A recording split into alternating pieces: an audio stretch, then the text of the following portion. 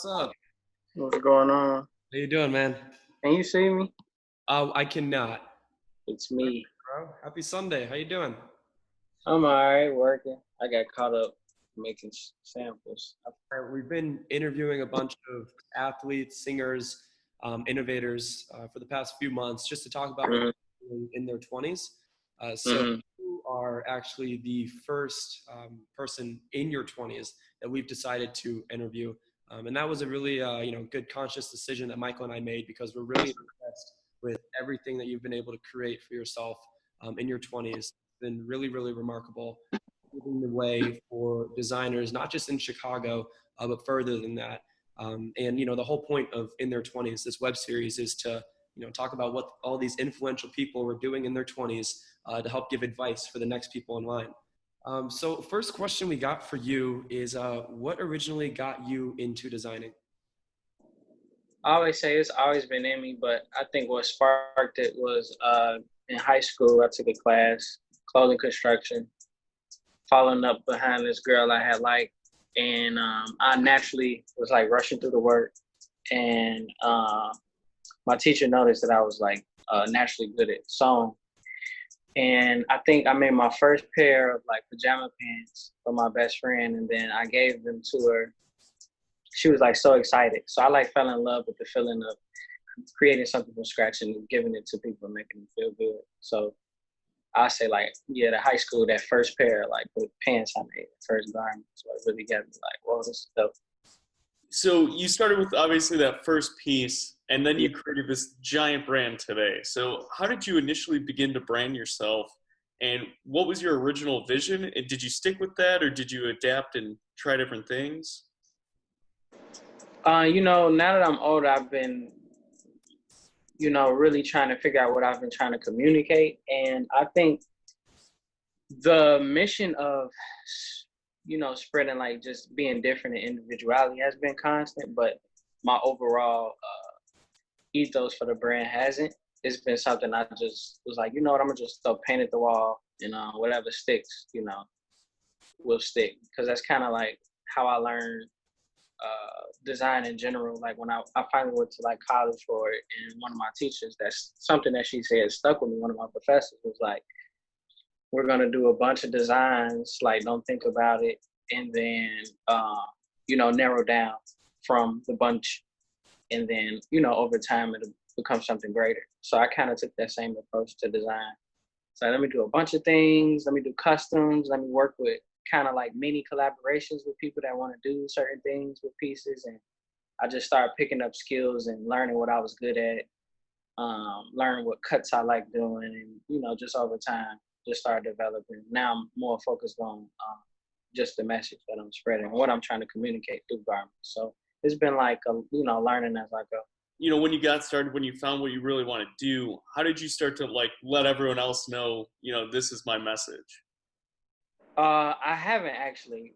I tell my friends like all the time like what I've been posting on like Instagram thus far has just been like an open mood board, Okay.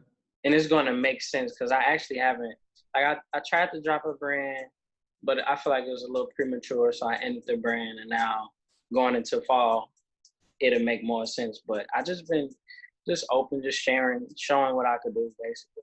No real thought into it. Okay, yeah. So you're still trying to figure out what that message is. Yeah, you're still doing that philosophy Yeah, before kind of narrowing it down. yeah. What would you say is the most challenging part of being a designer? I think just that, figuring out what you're trying to communicate. Or, it's so many different lanes in design, just figuring out what you're trying to communicate, what's actually possible, what people will actually respond to and who resonate with it.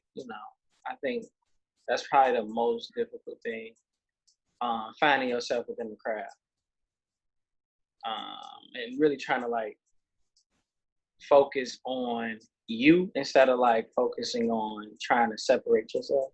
It kind of go hand in hand if you focus more on you. So just figuring that part out is what I think is the most difficult and takes the most time because you have so many influences. And you're like, I want to be like this, and just trying to find yourself within them. So when it comes to Ron Louis, it's clear that the best is still yet to come.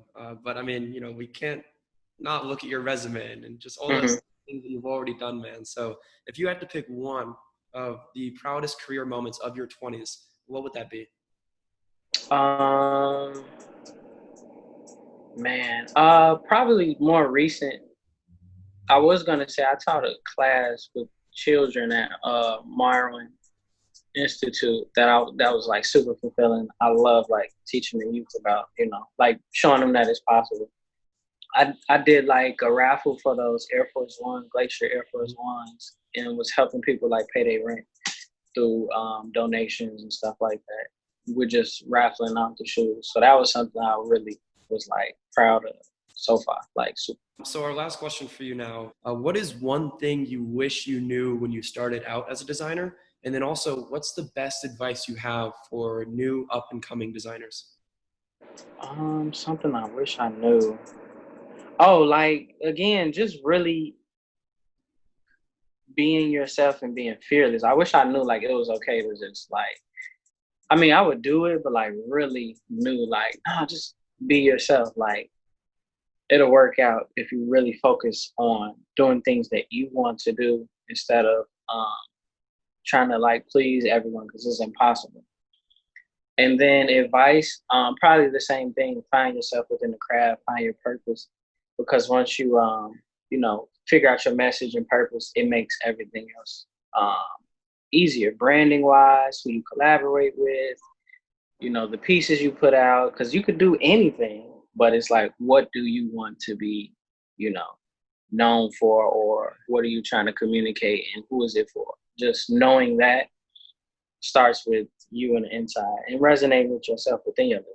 Like, is this me? When I look at this, will people say, "Oh, that's them"? You need to like really have a clear objective and a mission in what you're trying Yeah. to do. I mean, I really like the ideal that you have where it's just you need to be you, and it's almost like your fans will follow you. Sure. You got to be who you want to be, not trying to appeal to a certain person because, Yeah. I mean, you're going to be more passionate about what you want to do, and there's people out there that are going to like it. I mean, you are probably one of the most popular designers in Chicago right now, and you have a huge fan base, but you're doing what you want to do.